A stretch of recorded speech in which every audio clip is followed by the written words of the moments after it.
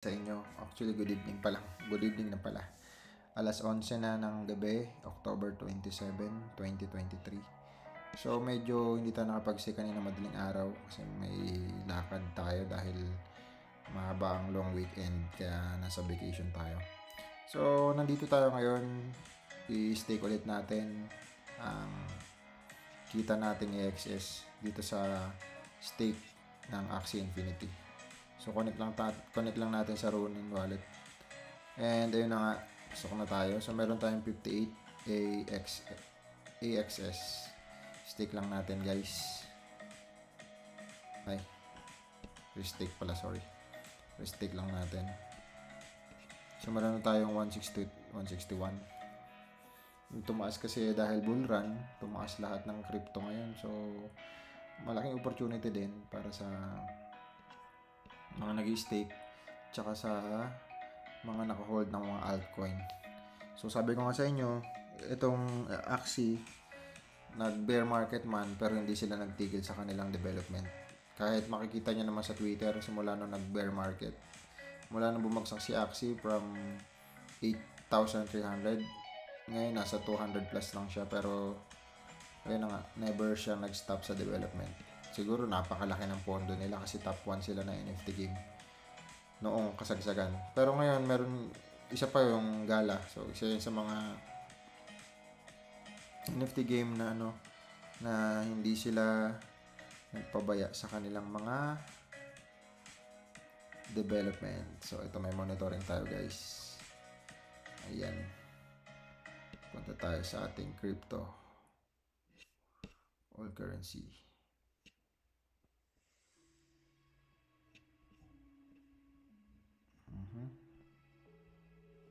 Okay, punta tayo naman sa Katana. Pasukin muna natin si Katana bago natin tingnan si Axie kung magkano na ba ngayon si Axie. At ang bagal ng internet dito sa hotel. So, ayan, guys. Okay. Check natin. Ayun, meron tayong 49 RON token. Stake lang ulit natin yan. Claim. Kasi stake ulit natin. Claim, swap, add sa liquidity pool, and stake ulit. So, ganun lang siya everyday ginagawa ko. Kahit pa paano, may pumapasok na income habang naghihintay ng mga malalaking chance na opportunity sa mga altcoin. So, meron tayong 25 na RON. Lipat natin papuntang AXS para pantay sila sa liquidity pool. So, ang day natin ng pag-i-stake, matagal na, sobra. Siguro mga 1 year na mahigit. Pero, ngayon lang tayo nag-video. So, pang-pitong video na natin to, guys.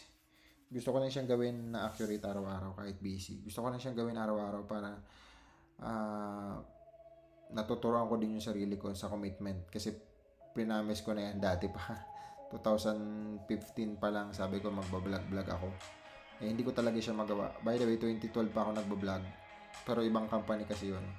So, ito naman ngayon, try lang ako dito sa NFT games sa pagbili ko ng token araw-araw. Pero sa ngayon, ito muna pinapasok ko yung RON at saka AXS. At sa mga susunod siguro na araw, hintayin ko lang mag-bear market. Doon tayo mag-start ulit. Medyo mataas kasi ngayon, nasa bull run, mini bull run ngayon. So parang nakakapanginayang naman, bumili ka. Kasi may retracement pa yan eh. Babalik pa yan ng bear, mga ilang candlestick.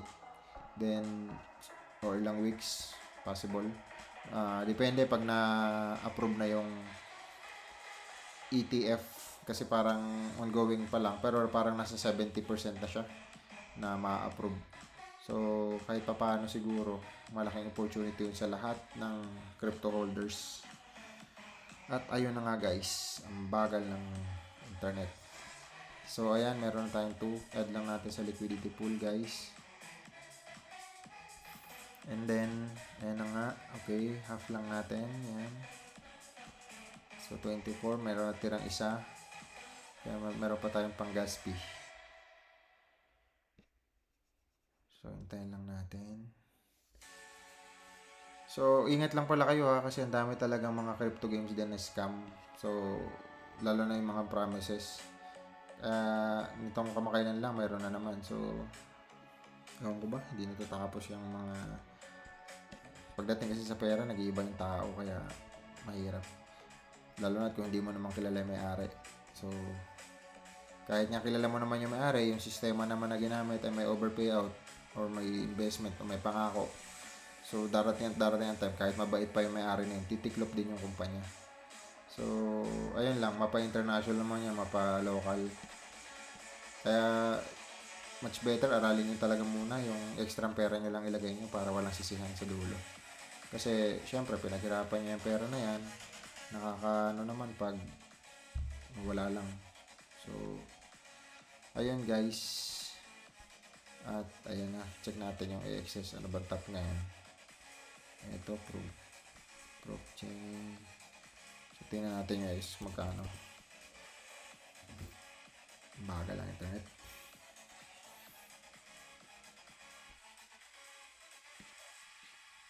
Check natin guys.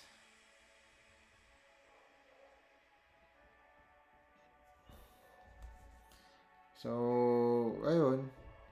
Ngayon naman kung ngayon kayo bibili ng crypto mula nung all-time high, marami kasi yung mga top crypto, big sabihin ng top, yung 1 to 20, siguro mula nung nag-bull run, negative ano sila, times 10 ang ibinaba, times 3 to 10. Si Bitcoin na lang halos times 3 ang binaba dati, pero ngayon nasa 2 million na. So ito naman, kung papansin mo, ito si Gala, si AXS, ang top niyan ay A3 dati, ngayon nasa 273. So ang ibinaba niya, sorry, A3 divided by 273. So yan, sorry kanina. So 30 times siya guys. So kung naglagay ka dyan ng sabi mong 100,000, okay, so that is 3 million pag inabot niya yung all time high. So yun na nga, kung 1 to 20 na mga list ng crypto, hindi siya halos times 3, times 10 lang kung aangat pa siya doon sa dati niyang presyo. Ito yun. Ito kagaya nito. Nag 3 million yan. So 1.1 na lang. Pero kung bibili ka na gusto mo mas malaki ang income, magdoble pag nag-bull run, yung mga nasa ano yan, mga nasa top 50 pababa. So search mo na lang kung magkano ba yung all-time high niya dati. O ito kagaya nito medyo malaki pala yan dati. Si Sandbox na lang, tingnan natin. NFT games din to si Sandbox, na meron sila mga rare na land. Yun din, binibenta din nila yun. So ito, kung mapapansin natin, naka-dollar pa siya. Okay. Calculator lang tayo guys. So ito, 424 ang all-time high niya. Divide natin ngayon, 18.59. So parang 22 times. Okay na din yan. Lagay ka ng 1 million after 22 times. So possible, hindi na natin malalaman kasi market. So ito 2021, 2023 ngayon. So parang 2 years ago. Magto 2 years ago ng bull market niya. So yun na nga, si Bitcoin kasi malapit na mag-halving. Ganun naman ang history, every 4 years pag nag-halving tumataas. Tapos sa timingan pa ng ETF, kaya malaki talagang chance na tumaas.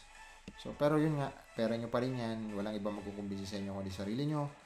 Ingatan nyo ang perang pinaghirapan nyo. Kung gusto nyo pumasok sa crypto industry or forex, aralin nyo muna. Aralin nyo talaga since 6 months, 2 months, 3 months. Tuloy ang continue. Yung iba kasi na-excite agad Tapos kakahanap, may mga guro na nagkukwento, ganito ganyan, magaling daw sila, may mga screenshot pa, may mga video pa, tapos pagdating sa dulo, nagpapa-invest. Guys, huwag kayong maniniwala sa ganun. Kasi kung talagang kumikita yon, bakit sila magpapa-invest? Kung talagang magaling sila, malamang kumikita sila. So, ayun lang, ingatan nyo yung pera nyo guys. Huwag kayo basta-basta based sa history ko, sa dami na rin na na-scam sa akin. Maingat na tayo sa ganun. Kaya ayaw ko naman mangyari sa akin, mangyari pa sa inyo.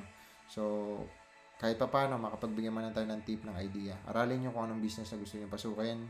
Mapa-crypto man yan, lalo na sa crypto. Volatile masyado ang crypto guys. pwede kang kumita ng times 3, times 10, times 100 pa sa isang taon. Pero kaya din ibagsak ng times 100 yun sa loob ng ilang araw. So, mag-ingat kayo guys ha. So, maraming salamat sa inyo. This is Mr. KGB Crypto. And follow nyo lang ako sa channel ko. And subaybayan nyo po ang journey ko. Thank you so much guys. Salamat. Bye-bye.